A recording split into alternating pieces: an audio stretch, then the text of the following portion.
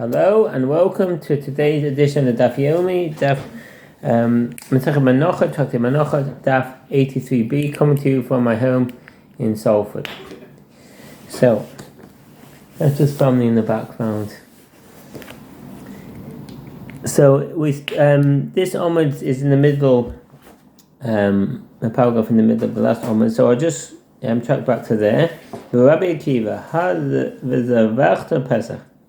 The Mishnah teaches that the verse that states, "And you shall sacrifice a paschal offering to the Lord your God of the flock and the herd," Deuteronomy 16:2, indicates by juxtaposition that every obligatory offering, like the paschal offering, may be brought only from non-sacred money. The Gemara therefore asks, and as for Rabbi Akiva, who derives this from the verse, "This is the law of the sin offering," that verse, "And you shall sacrifice a paschal offering," what does he make of it? I.e., what does he derive from it? He requires it for that which is stated by Rav Nachman, as Rav Nachman says that Rabba Avu says, "From where is it derived that a leftover paschal offering, an animal consecrated, but not ultimately sacrificed on Passover Eve, is sacrificed as a peace offering afterwards?" So what's the note? L'mosa ha'pesach shekarev shalomim. That a leftover paschal offering is sacrificed as a peace offering. Rashi explains that there are two circumstances in which there could be a leftover paschal offering. One is in the case where one designated money for his paschal offering and purchased the offering with only part of the money, and there was money remaining. The second is where one designated an animal for the offering, it was lost, and he then designated another in its place, and subsequently the first was located. It is derived from that which is stated, "And you shall sacrifice a paschal offering unto the Lord your God of the flock and the herd." The verse is difficult, but isn't a paschal offering brought only from the sheep and from the goats? Rather, it's derived from here that a leftover paschal offering should be sacrificed, an offering brought both from the flock and from the herd, i.e. a peace offering. So what's the footnote? Most of a Pesach, a leftover paschal offering. If one separated money to buy a paschal offering and ultimately did not use all of the money, he should buy a peace offering with the remainder. In accordance with Rav Nachman's statement, and the Rambam Sefer Kabbalah Hilchot Korban Pesach 4:10.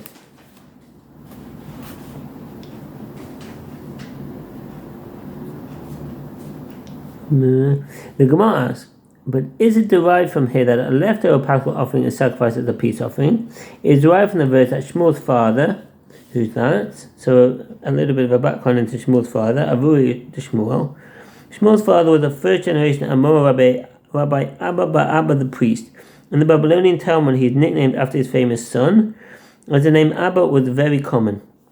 In the Jerusalem Talmud, he is referred to as Rabbi Ba. Rabbi Abba was a distinguished personality in many respects. He was one of the greatest sages in Babylonia and was the leader of the Jewish community there. When Rab came to Babylonia, he refused to accept leadership as long as Rabbi Abba was still alive. Rabbi Abba apparently studied under the tutelage of the Babylonian sages of the previous generation, including Rabbi Yehuda ben Betera. He also studied under Rabbi Yehuda Hanassi in Eretz Yisrael and asked him many questions both in person and via letters. The sages of Eretz Yisrael had great respect for him, and even after he returned to Babylonia, they would send him questions by letter. He had a close relationship with the sage Levi ben Sissi, who moved it from Eretz Yisrael to Babylonia. They were studied together in the study hall of Nahardea and would travel together, and they had a common halachic approach. When Levi ben Sissi died, Rabbi Abba delivered a long eulogy for him. Rabbi Abba was a cotton merchant whose commerce would send him to many different cities. He was a wealthy man and a landowner who was very involved in charity and kind deeds, e.g. redeeming hostages. He was also a priest from a prestigious family. Besides his famous son Shmuel, he had another son, Rabbi Pinchas, who was also a Torah scholar. What does he say? It is written, "And if the offering for a sacrifice, a peace offering to the Lord is of the flock," Leviticus 3:6, and Shmuel's father said, this teaches that an offering that is brought only from the flock, either paschal offering, will be a sacrifice of peace offerings. But still, it must be asked, is it derived from here? is it derived from there, from the verse cited in the following Baita? And isn't it taught in a Baita, even though the verse already states that peace offerings come from the flock, as is written, and if his offering for a sacrifice of peace offering to the Lord be of the flock, male or female, he shall sacrifice without blemish. Leviticus 3:6, and the verse goes on to specify, if he bring a lamb for his offering, and if his offering be a goat, Leviticus 3:7-12, the word lamb is written to include a paschal offering in the requirement that the fat tail be sacrificed on the altar. What does that mean? So in the footnote, to include a paschal offering in the requirement that the fat tail be sacrificed on the altar. When sacrificing a lamb for the paschal offering, in addition to the standard sacrificial portions, one sacrifices the fat tail as well, complete with the vertebrae up to the point of the kidneys. And that's in the Rambam Sefer Hilchot Maaser Korbanot 118, which is written subsequently with regard to a peace offering, Leviticus 3:9. Since this halacha is not mentioned in the verses concerning the paschal offering, the Baita continues, when the verse states, if he brings a lamb, it is to include all of the mitzvot of the peace offerings, a paschal offering, whose first year has passed, and is therefore too old to be sacrificed as a paschal offering, and peace offerings brought due to a paschal offering. Shalomim haboim chamas pesach. Peace offerings brought due to a paschal offering that reaches second year, and a peace offering that is brought due to a paschal offering have the status of a standard peace offering. They require placing hands on the head of the offering, libation, and the waving of the breast and thigh. These are not required in the sacrifice of a paschal offering. Rambam Sefer Korban Hilchot Korban Pesach 4:7.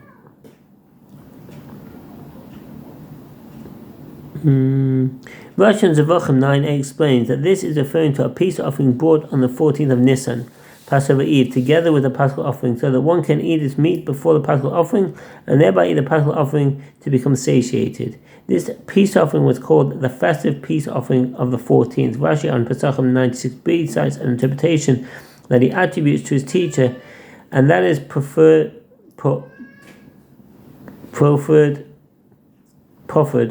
by the majority of the early commentaries, that it refers to a leftover paschal offering, which is then sacrificed as a peace offering. This is called a peace offering that comes due to the paschal offering, since it was designated as a paschal offering.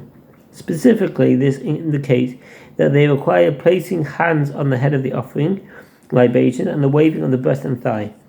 And when the verse states, and if the offering is a goat, it interrupted the previous matter. So what does that mean? Vim eis hefsik ke'inyan. And if his offering is a goat, it interrupted the previous matter. The only apparent difference between the sacrifice of a lamb peace offering and a goat peace offering is that the fat tail is not mentioned with regard to a goat. By inference, the reason that a separate passage is devoted to the sacrifice of a goat peace offering is in order to teach that the fat tail of a goat is not burned. Tosfot on Zevachim 96b citing River, and taught that the sacrifice of a goat does not require that the fat tail be burned on the altar. In any event, the verse indicates that a paschal offering that was disqualified as such because it has reached its second year, i.e. the leftover of a paschal offering, is sacrificed as a peace offering. It may therefore be asked, why are there 3 verses to indicate this one halacha? Rather, none of these derivations are superfluous, as 3 verses are written to teach the halacha that a paschal offering that is sacrificed not on Passover Eve is sacrificed as a peace offering. One verse teaches this halacha in a case where its time of sacrifice, Passover Eve, has passed, and its first year has also passed, disqualifying it for sacrifice as a paschal offering. And one verse teaches the halacha in a case where its time of sacrifice has passed, but not its first year. And the third one teaches a case where neither its time of sacrifice nor its first year has passed. The early commentators disagree as to what this means. Rashi says it means that one who lost his paschal offering and designated another in its stead, and then located the first, may sacrifice the found offering and the peace offering on the eve of Passover. Rabbeinu Gershon Moa Golda says it refers to a case where the owner of the offering died, when it was sacrificed before Passover Eve, and all these verses are necessary. As had the merciful one written only the case where both its first year and its time of sacrifice have passed, One could say that only a Paschal offering should be sacrificed as a peace offering, as it was completely rejected from its status as a Paschal offering. But in a case where its time of sacrifice has passed, but its first year has not passed, in which case it is still fit to be sacrificed as a Paschal offering on the second Pesach, I would say that it is not sacrificed as a peace offering. And if the Torah had taught us only that a leftover Paschal offering whose time has passed but whose year has not passed is sacrificed as a peace offering, one might think that this is because the Paschal offering was rejected from the first Pesach. But in a case where neither its time of sacrifice nor its first year have passed, in which case it is still fit to be sacrificed as a Paschal offering on Passover Eve, I would say that it is not sacrificed as a peace offering. Therefore, all three verses are necessary. So we've come to the end of chapter 8, and here's a summary. This chapter discussed the halacha of the loaves brought together with an animal thanks offering and other related topics. 4 types of loaves were brought as part of a thanks offering: 1 leaven and 3 matzah. The 3 matzah types are loaves, wafers, and those poached in water. 10 loaves of each type were brought, for a total of 40 loaves, which were prepared from 2 ephahs of flour, i.e. 6 wilderness seah.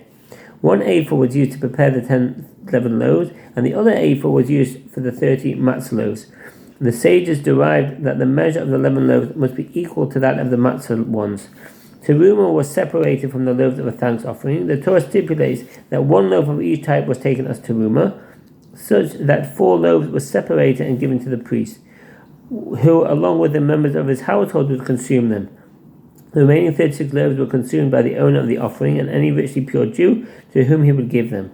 It was concluded that this teruma must be separated while all 40 loaves are together, either in a single vessel or adjacent to one another. The teruma should be separated from the loaves after they are baked ab initio, but it was concluded that if one nevertheless separated teruma before the loaves were baked, is considered teruma, and one prepares a loaf from this separated dough. The sages were uncertain whether this teruma has the same status as teruma separated from grain, i.e. whether a non-priest who consumes it is liable to receive death at the hand of heaven, whether he must give an additional 1/5 payment as a fine, and whether it renders other produce forbidden when mixed with it. The sanctity of the loaves is dependent on the animal thanks offering itself.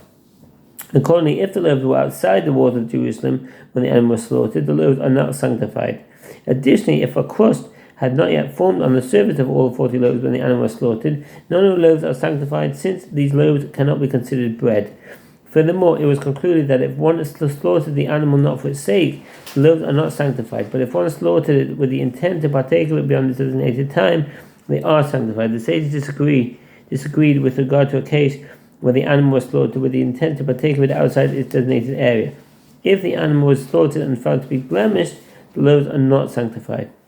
In a case where the thanks offering was slaughtered with 80 loaves designated for it, if one's intent was that only 40 loaves would become sanctified, and the remaining loaves act as a guarantee, the loaves are sanctified. Since it is unknown which loaves are sanctified, all of them must be eaten in sanctity. 1 loaf of each type must be given to the priest. If one thanks offering was lost, and he separated another animal in its stead, and the first animal is then found, one may sacrifice either animal for fulfillment of one's obligation, and one must bring loaves with it. The second animal sacrifice does not require loaves. Additionally, it is concluded that the offspring of a thanks offering is considered a leftover offering and does not require loaves of its own. Similarly, the substitute of a thanks offering does not require loaves. The same halacha applies to a case where one separates 2 thanks offerings, where one will be a guarantee for the other, only if the first animal requires loaves. And now we move on to chapter 9. Speak to the children of Israel and say to them, when you come into the land which I give to you, and reap its harvest, then you shall bring the sheaf of the first of your harvest to the priest, and that's Leviticus 23:10. You shall offer up a fire offering, a burnt offering to the Lord, 2 young bulls, 1 ram, and 7 lambs in the first year. Unblemished they shall be for you. And their meal offering shall be fine flour mixed with oil, 10 for each bull, and 2 for the ram. You shall offer up Numbers 28:19-20, and you shall offer this up besides the continual burnt offering and its meal offering. Unblemished they shall be for you, as well as the night libations.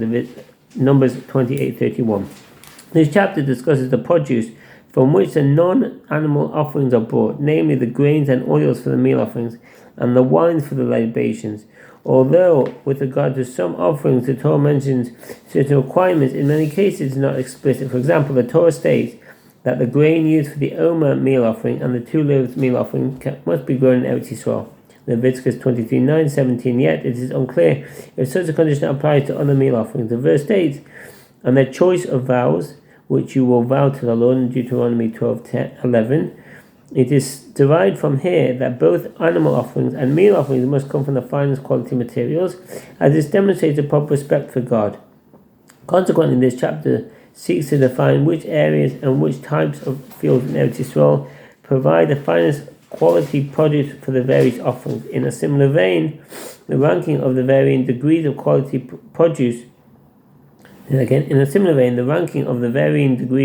produce is a theme discussed throughout. This chapter also discusses the evaluation process of the wines, oils, and grains brought to the temple in order to confirm their purportedly superior quality. These are the basic themes of this chapter, and as is the usual style of the Gemara, other topics are indirectly broached.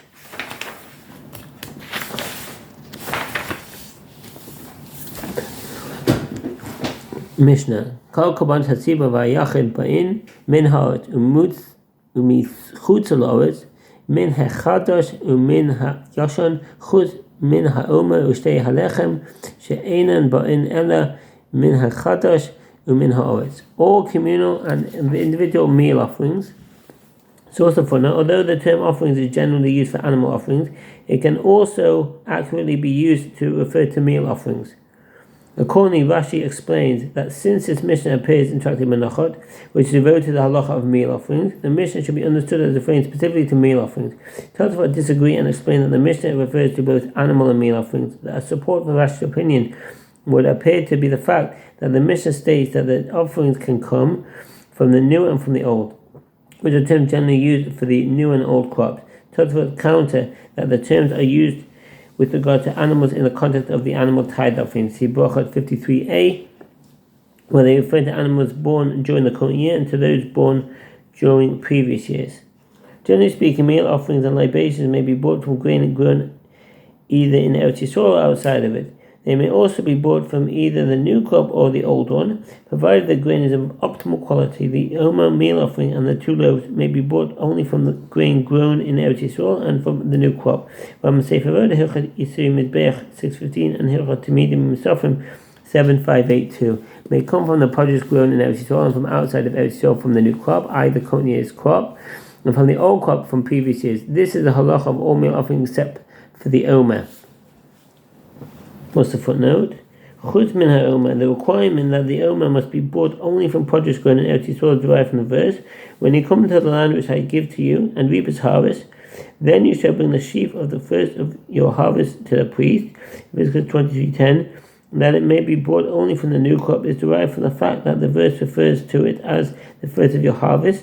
The Gemara will cite differing opinions about whether or not this latter requirement is indispensable, i.e., the measure of barley brought as communal offering on the 16th of Nisan, and the 2 loaves, i.e., the communal offering brought on the festival of Shavuot, as they come only from the new crop and from Eretz Yisrael, and all meal offerings come only from the optimal quality grain. The Mishnah 64a states that the produce for the Omer is to be bought from a location close to Jerusalem.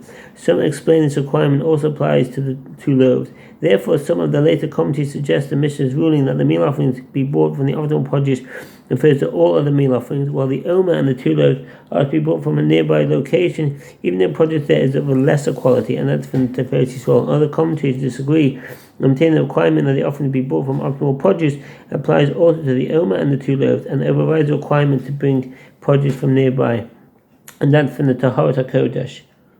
Just as it is a mitzvah that all animal offerings be unblemished and of optimal quality, it is likewise a mitzvah that the meal offering libation be of optimal quality. Therefore, wine used for libations may not be spoiled or of an inferior quality, and meal offerings may not be bought with flour that has become wormy.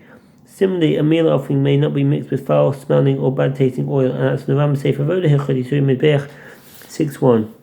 And which place have the optimal grain for them? Fields in the Hebrew.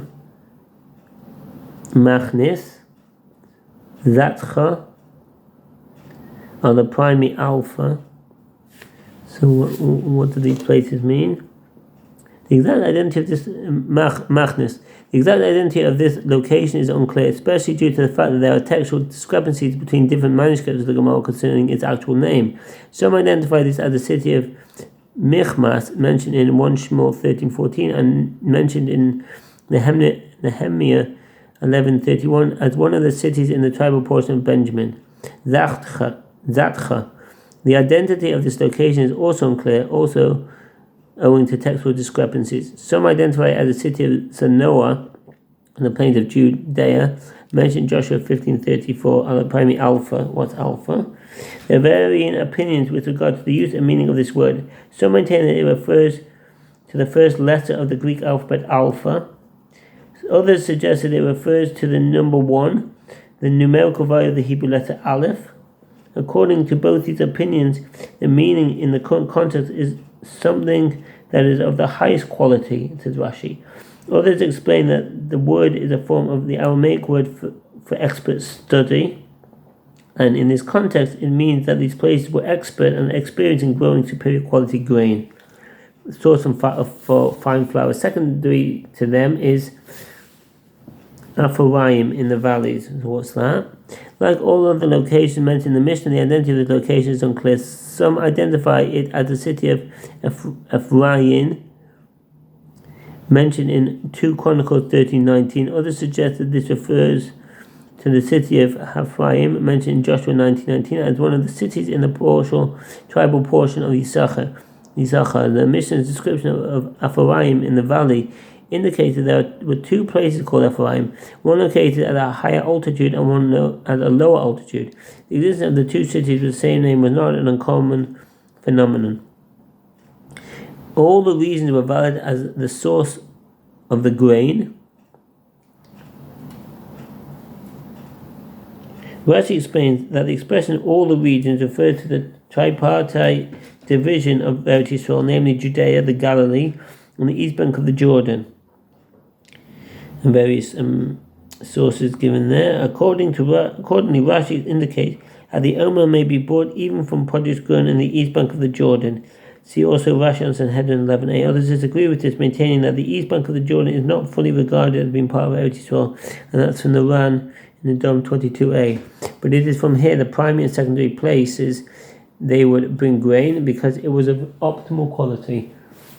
The Mishnah states that the Omer offering and 2 loaves are prepared only from the new crop. The wording of the Mishnah indicates that this is an essential requirement. The Gemara notes the Mishnah is not in accordance with the opinion of this following Tana, as is taught in the Braita. An Omer meal offering that comes from the old crop is valid. Similarly, the 2 loaves that come from the old crop are valid, but bringing them from the old crop, one lacks the proper fulfillment of its mitzvah. I'm going to finish there. Thank you for listening and all the best. Bye.